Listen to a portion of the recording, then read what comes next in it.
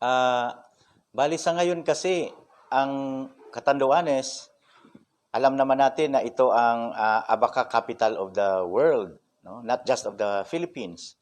We are producing abaca greater than the amount produced by the second country producing abaca, Ecuador, no? Mas malaki pa ang ating kontribusyon dito sa Catanduanes sa abaca production.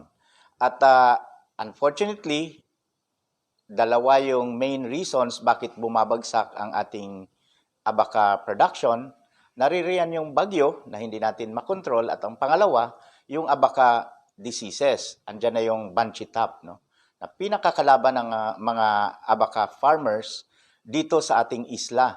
At ang Catanduanes State University, dahil nga gusto nating matulungan yung 13,000 abaca farmers natin, gusto natin silang tulungan na sugpuin itong bunchy top at apektado. In fact, ang statistics would show na bumagsak by 11% ang ating production dahil sa mga diseases na ito at syempre dahil na rin sa bagyo. At naapektuhan yung 150 million abaca industry natin. Kaya't ang Catanduanes State University bilang isang universidad na nais makatulong sa mga nasa laylayan ng ating lipunan, lalong higit yung mga abaca farmers, nag-introduce nitong training workshop na ginaganap sa ngayon, 4 na araw, dito sa ating universidad at dadalhin mismo natin sa field, no, sa mga abaca farmers sa iba't ibang munisipalidad ng ating mahal na probinsya sa tulong na rin ni Governor Boboy Cua at saka ni Congressman Hector Sanchez. Dinadala natin itong training na ito mismong sa mga abaca farmers. 60% ng ating mga estudyante sa Katsu come from abaca farmers na families, no? Kaya very concerned tayo dito.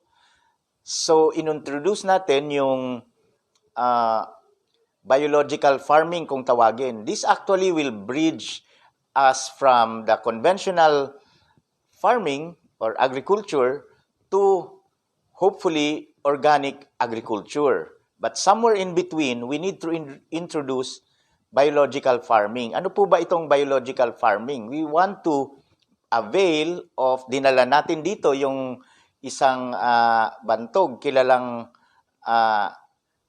agricultural scientist, si Dennis Bialen, mas kilala sa tawag na Doc Germs dahil sa kanyang teknolohiya sa biological farming.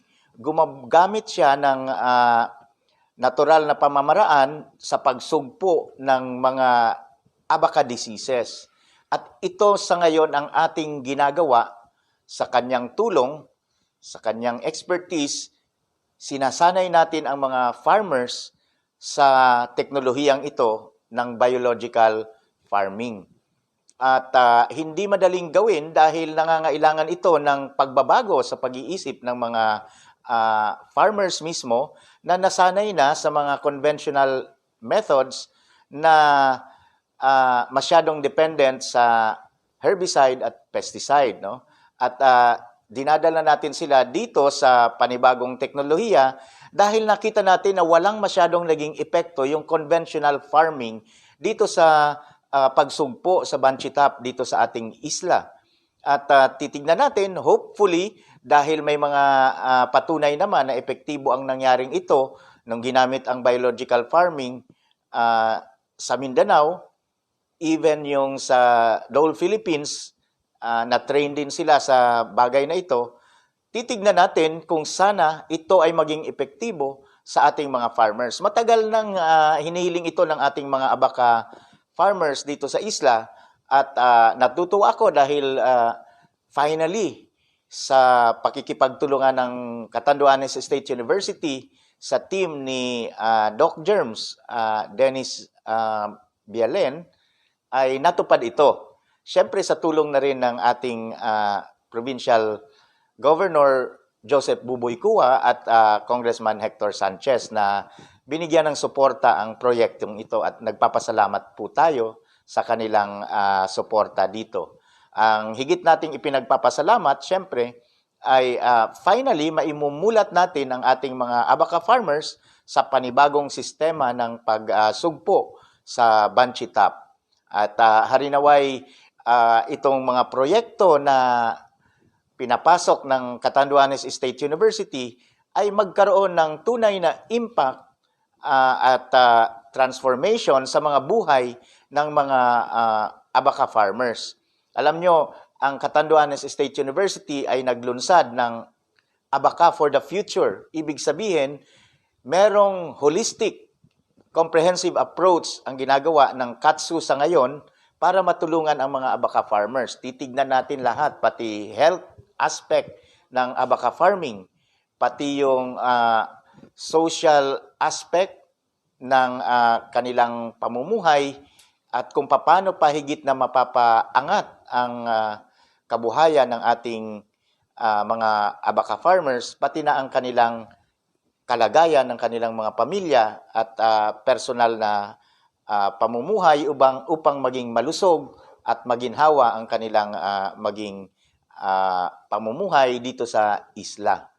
At itong ecozone na binuksan ng Catanduanes State University, magiging malaking bahagi rin ang mga Abaca farmers dito dahil ang gusto natin, processed na yung Abaca products paglabas ng isla para mas malaki ang kita nila.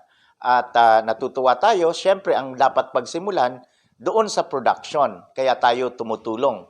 Nabigyan din tayo ng fabrication laboratory ng DTI at ginagamit natin ito sa pag-develop ng mga prototypes ng mga makina or mga equipment na makakatulong sa mga Abaca farmers. Kasi ang mechanization ay isang mahalagang component din ng Abaca production and manufacturing. No? So, lahat itong aspeto ngayon, tinututukan po ng Catanduanes State University. Yun po, maraming salamat sa inyong pagpasyal dito sa Catanduanes State University.